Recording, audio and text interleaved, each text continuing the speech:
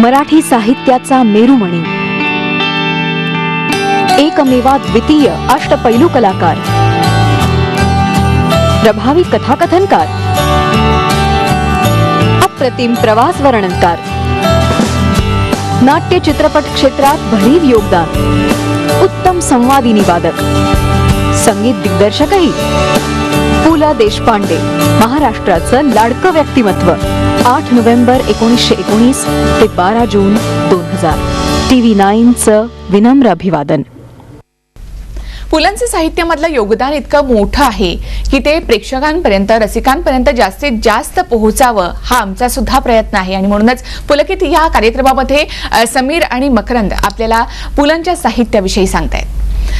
मकरंद, मी तुला विचारेन की पुलंचं साहित्य म्हणजे विनोदी साहित्य हा एक समज आहे असं आपणही म्हणतो, कारण पुलंचं असं बरंच असं वैचारिक साहित्य आहे.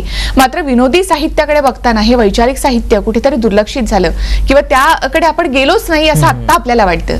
काय म्हणशील? मी पुलंच्या उतारातूनच सरळ उत्तर देतो की पुलंनी विचार करायला कसं शिकवलं. ज्यांना आपण ओळखीचे आणि आपले म्हणत आलो ते कधी आपले होतेच का असा प्रश्न येतो. हा प्रश्न डोक्यात थांड मांडून बसल्यानंतर म्हणजे परदेश प्रवासात साराच घोळका अपरिचितांचा हे मान्य, पण आपल्या देशात आपण परदेशी झाल्याचे अनुभव येऊ लागलेत.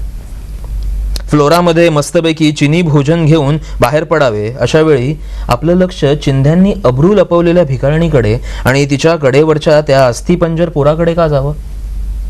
हा शाप साने गुरुजींनी कधी काळी दिला होता. म्हणजे त्या मस्त जेवणाचा बट्ट्याबोळ, सगळ्या चैनीची वजावाकी. अशा वेळी राग येतो तो फुले, आगरकर, टिळक, गांधी, साने गुरुजी ह्यांसारख्या मला सतत फसवत गेलेल्या लोकांचा. मनाचे आणि बुद्धीचे नको ते कोपरे उजळून जायला ह्या लोकांना सांगितलं होतं कोणी. आणि इकडे माझ्या शेजारचा मित्र मला विचारत असतो, पान बनारसी हवं की कलकत्ता. पुढे पुढे म्हणतात, डेक्कन क्वीन मधून घाटाची शोभाविवाह पाहत येत असताना पावसाळ्यात तर कड्यावरून कोसळणाऱ्या धबधब्यांनी भलताच मजा आणलेला असतो. आणि एकदा ती राणी कल्याण ओलांडून मुंबईच्या दिशेला लागली की आपण एका मुंबई नामक मुतारीत शिरतोय असं वाटू लागतं. हा देखील विचार मनातच ठेवावा लागतो. एकदा मी हा असाच विचार माझ्या शेजारी बसलेल्या एका सुटाला ऐकून दाखवला. पुलं बोलताना कसे बोलतात ऐका. सुटाला ऐकून दाखवला, तिथे माणूस अपेक्षितच नाही. एका सुटाला ऐकून दाखवला. मुलुंड भांडूप वगैरे ओलांडताना चांगले 10 वाजत आले असतात, तरीही रुळापलीकडे पुरुषच नव्हे तर बायका देखील प्रातःविधी उरकत असतात. आगगाडीच्या डब्यातील डोळ्यांची खंत त्यांना परवडणारी नसते. स्त्री सुलभ लज्जा ही देखील आर्थिकदृष्ट्या परवडावी लागते. मुंबई नगरीचा हा नवा बॉडी ऑर्डर. मी म्हणालो की काय हाल आहेत रे या लोकांचे. गोळ्या घालून ठार मारले पाहिजे या लोकांना. कशाला मारायला येतात मुंबईत. सहप्रवाशाच्या शेजारच्या सीटवरती बसूनही हा माणूस हजारो मैल लांब होता माझ्यापासून. अगदी हृदयाला स्पर्श करणारा असा हा उतारा आहे. खरं तर पुलंचं साहित्यच असं आहे की ते हृदयाला स्पर्श करतच. मात्र विनोदी लेखक हा जो एक शिक्का बसलेला आहे त्याच्यामुळे असं होतं की वैचारिक लिखाण किंवा हृदयाला स्पर्श करणारं असं जे लिखाण आहे ते प्रेक्षकांपर्यंत, रसिकांपर्यंत पोहोचत नाही. मात्र आपण महाराष्ट्रातल्या जनतेविषयी पाहिलं किंवा प्रेक्षक, मायबाप प्रेक्षकांविषयी, रसिकांविषयी जर बोलायचं झालं तर सगळ्यांनीच पुलंना अगदी भरभरून प्रेम दिलं आणि तेवढाच आदरही दिला. आणि म्हणूनच पुलंचं हे साहित्य जास्तीत जास्त लोकांपर्यंत पोहोचावं हीच एक अपेक्षा आहे. आपण समीर आणखी एक उतारा. नाही, जसं तुम्ही म्हणालात की पुलंच्या साहित्याला जो विनोदी साहित्य हे जे लेबल लागलं याचं मूळ कारण पुलंच्या स्वभाव होतं की कुणाला सहसा दुखवू नये, कुणाला सहसा त्रास देऊ नये, समोरच्यातलं चांगलं ते पाहावं. हा एक स्वभावाचा पिंडाचा भाग होता आणि त्यामुळे त्या साहित्यामध्ये एक आनंद हाच देण्याचा प्रयत्न झाला. बरोबर. आणि समीर आणखी की पुलंनी कधी याला उत्तर देण्याचा सुद्धा प्रयत्न नाही, कुठलाही टीकेला नाही. आणि जर दिलं तरी ते विनोदातून. जसं तुम्ही मगाशी म्हटलं की एका लेखकानेच जेव्हा म्हटलेलं की विनोदी साहित्य हे उत्कृष्ट साहित्यात मोजलं जात नाही, तेव्हा पुलंनी विनोदाने उत्तर दिलं, कदाचित तुमचं मोजलं जात नसेल. तर ह्या खेळीमेळीचा भाग होता. पण पुलंचा विचार आणि पुलंचा विनोद याचं समीकरण हे साधारण एखाद्या कॅप्सूल सारखं की बाहेरून जी गोड कॅप्सूल आतलं औषध पोचवूनच जाते. उदाहरणच द्यायचं तर समजा कोणी तुमच्या मुस्काटात मारली तर हा जो एक मोठा लेख आहे, हा लेख अगदी विनोदी अंगाने सुरू होतो की व्यायामाचे वेगवेगळे प्रकार करून दाखवणं, व्यायामाचं महत्त्व पटवून दाखवणं, सकाळी उठून रनिंगची प्रॅक्टिस कर, हे सगळे सांगणाऱ्यावरती पु ल विनोदाने टीका करत करत करत करत हे कुठपर्यंत जातात की पु ल म्हणतात अंग कमावण्यापेक्षा अंग चोरण्याचं धोरण अधिक चांगलं. नावाची गाडी गाठायला 8:30 पासून फलाटावर बसणारे आम्ही गाडीत शिरायला आपणहून आजवर धक्काबुक्की करावी लागली नाही. टणक माणसं अशा जोरात रेटतात की डब्यापुढे नुसतं उभं राहिलं की मागच्या रेटाच्या जोरावर आज जायला मिळतं. म्हणजे येशू ख्रिस्त उगाच म्हणाला नाही जगावर दुबळे राज्य करते. आणि तोही बिचारा आमच्यासारखाच ना, त्याच्याही दंडात कुठली बेटकुळी नव्हती. मग हे बलदंड बेटकुळीवाले त्याला का भ्याले? जगातलं बरचसं तापत्रय ह्या असल्या कारणाशिवाय बळ साठवणाऱ्यामुळे झालंय. म्हणजे कसं असतं की हे बळ कोणी सोन्या नाण्यात साठवतं, कोणी दंडात साठवतं, कोणी या दंडातल्या बेटकुळीसारख्याच टर्टर फुगलेल्या शब्दात साठवतं. आणि मग खिशात पैसा खुळखुळायला लागला की तो जसा खर्च केल्याशिवाय चैन पडत नाही, तसं दंडातली ताकद वाजवीपेक्षा वाढू लागली ती खर्च केल्याशिवाय चैन पडत नाही. म्हणजे मग लोकांना वाटतं की आम्ही हे एवढं का करतोय, तर जर कोणी आमच्या मुस्काटात मारली तर.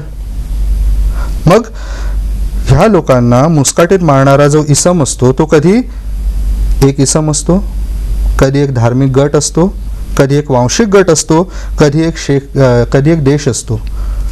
म्हणजे ही वेगवेगळी भूतं, कल्पनेतली भूतं त्यांना छळत असतात आणि ही नष्ट करण्यासाठी ते आपली ताकद वापरतात. आणि मग त्या विध्वंसातून भानावर आल्यावर त्यांना कळतं की इथे कोणीच कोणाशी भांडत नव्हतं. आपल्यावर हल्ला होईल या भीतीने आपण आधीच जी काही बॉम्ब टाकला, त्या घरात बॉम्ब पडायच्या क्षणी एक आई मुलाला दूध पाजत होती.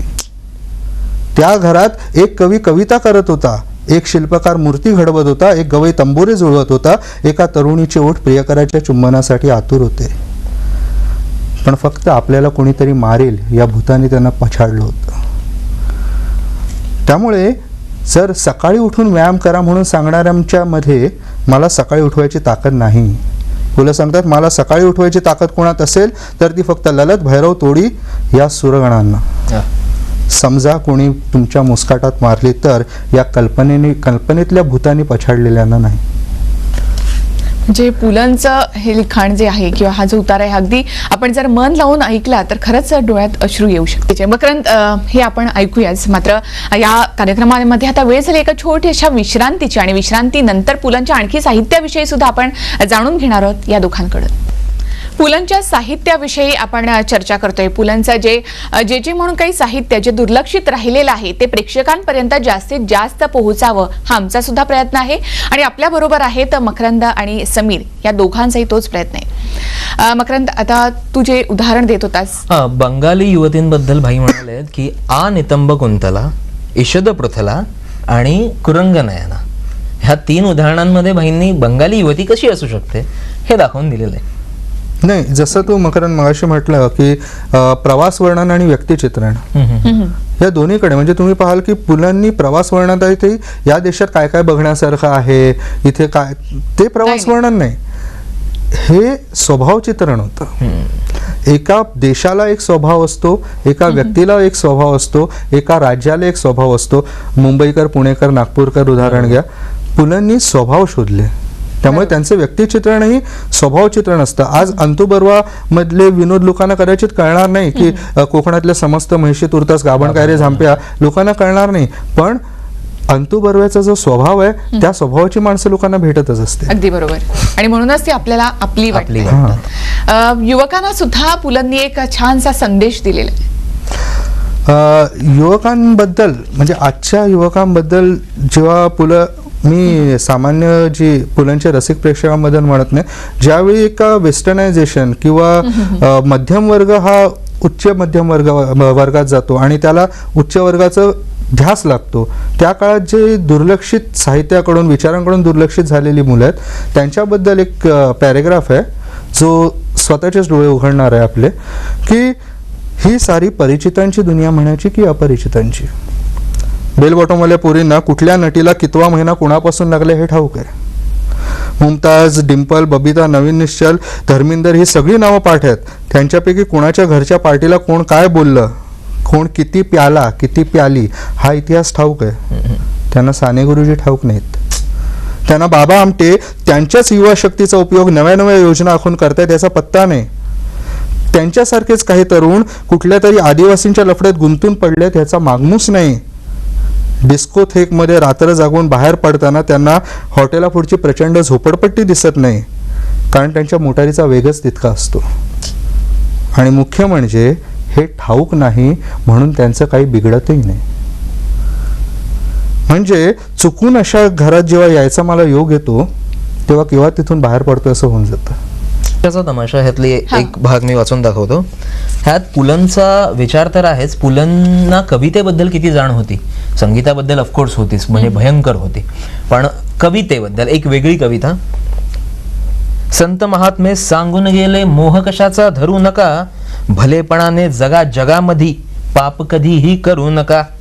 भल्या गड्यांनो भरल्या पोटी 100% गोष्ट खरी, आधी सांगा बात एक मज माणूस जगतो कशावरी. दीड वितीच्या या खळगीला देवाने नच बूड दिले, दीड वितीच्या या खळगीला देवाने नच बूड दिले. जाळ भुकेचा पेटत ठेवीत देहाचे हे धूड दिले. या जाळाला विझणे ठाऊक फक्त एकदा चितेवरी. संत महात्मे माणूस जगतो कशावरी, हो माणूस जगतो कशावरी. संत महात्मे सांगून गेले प्रसन्न ठेवा प्रथम मना, राम स्मरा हरिनाम स्मरा दिनरात करा नामस्मरणा. भरल्या पोटी भजन रंगते रतिसुख भोगुनी मग मुक्ती. देव असे धनिकांचा वाली परवडते त्यांना भक्ती. नामाने का कुणा लाभला भाकरीचा चतकोर तरी, माणूस जगतो कशावरी, हो माणूस जगतो कशावरी. ह्याचा आपण म्हणू शकतो जे नंतर जो ट्रेंड आला ना डार्क कॉमेडी दाखवावी, तो डार्क कॉमेडीकडे जाणारा एक वेगळा ट्रेंड पुलंनी वापरला होता. आता ऐका माझी कथा, रंगू प्रवेश करत म्हणतोय, आता ऐका माझी कथा सांगते स्पष्टच माझी व्यथा. कुलवंतांच्या कन्या तुम्ही आपण असं म्हणविता, कुलटा मी बाजारातील खुल्या वारयो शोषिता.